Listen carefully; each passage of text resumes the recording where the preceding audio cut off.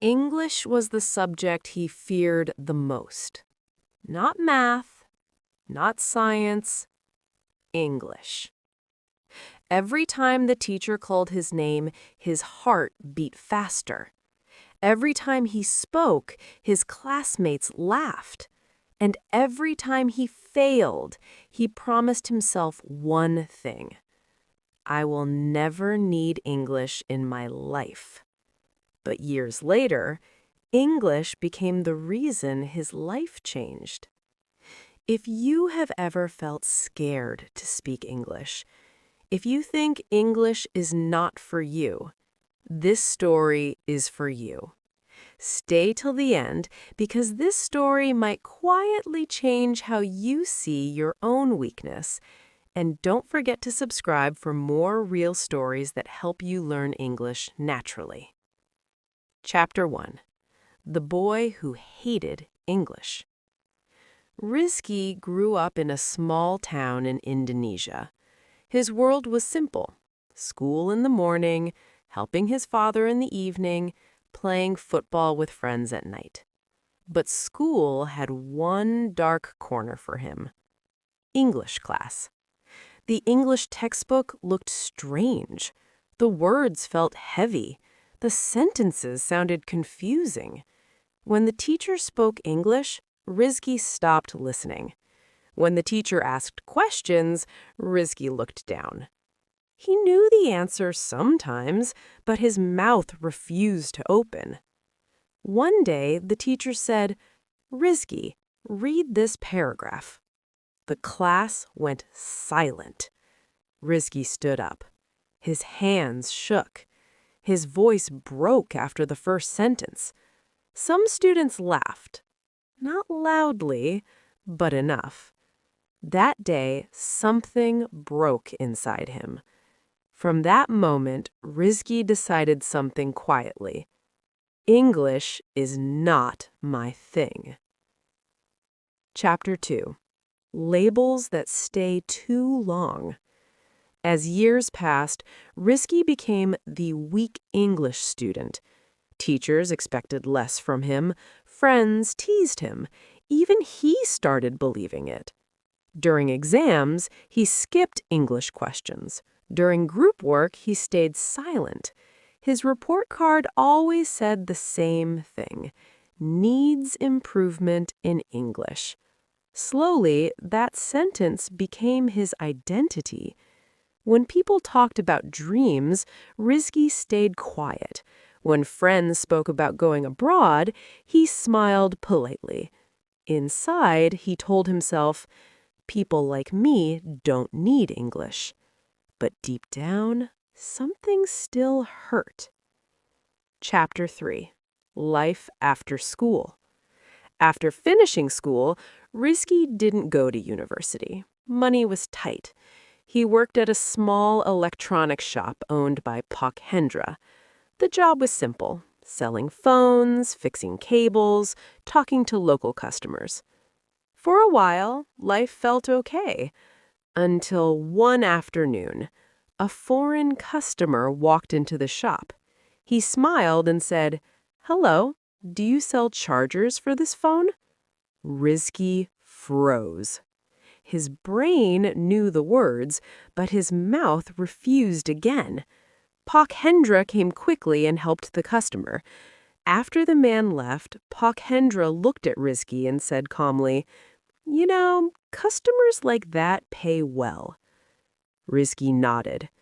That night, he couldn't sleep. For the first time, English wasn't just a school subject, it was an opportunity he missed. Chapter 4. The Quiet Decision.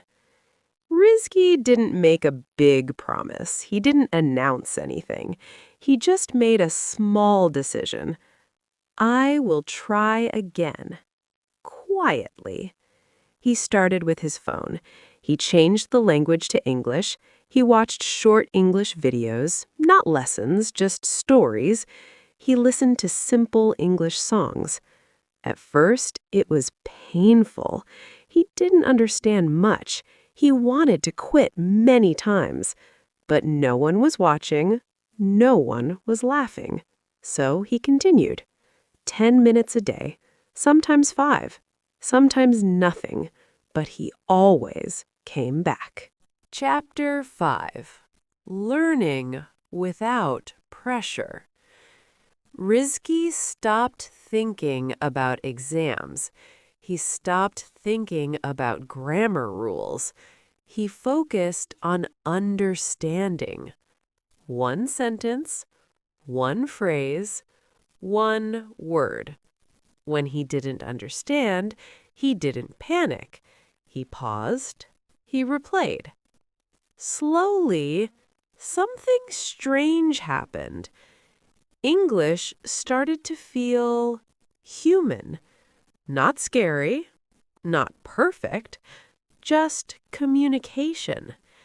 He began repeating sentences softly when no one was around, in the mirror, on the bus, while closing the shop. His pronunciation was bad. His grammar was messy. But for the first time, he was speaking. Chapter 6. The First Small Win. One evening, another foreign customer entered the shop. Pakhendra was busy. Rizky felt the old fear rise again, but this time, something was different. The customer asked, "Excuse me, how much is this power bank?"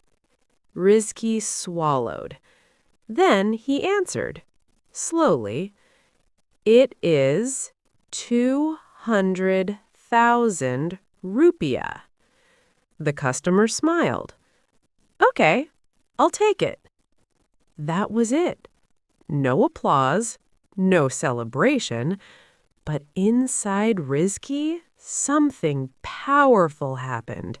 He didn't fail. Chapter 7. Confidence grows quietly.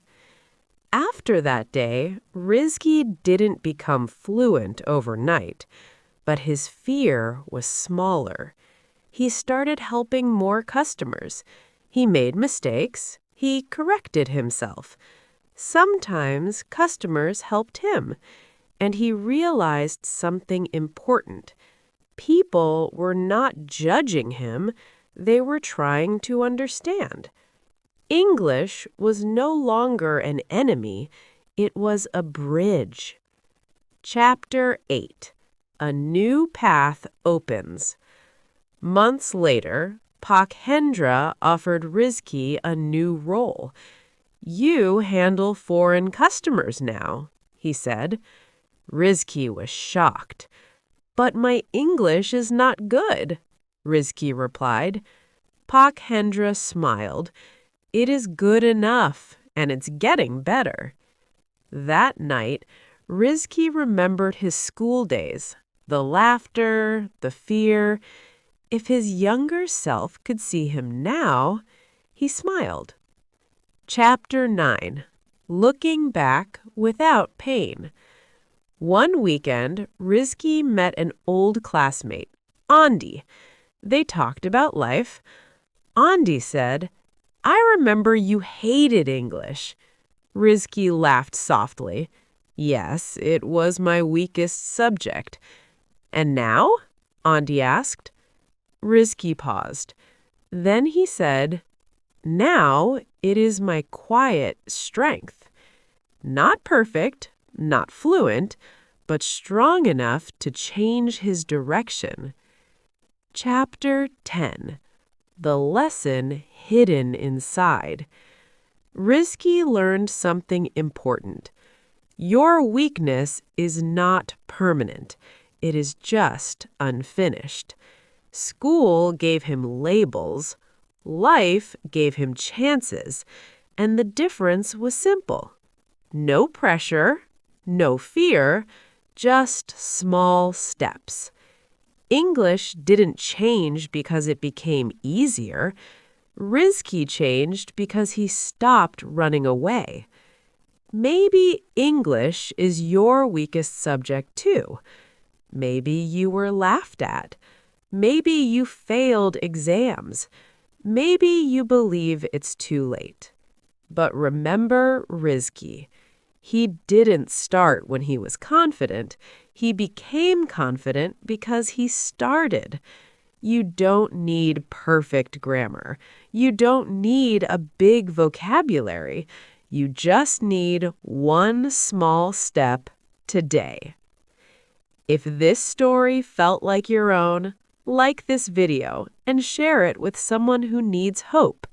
Subscribe to this channel to learn English through real, meaningful stories, not pressure, not fear.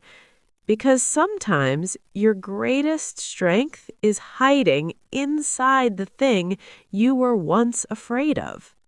See you in the next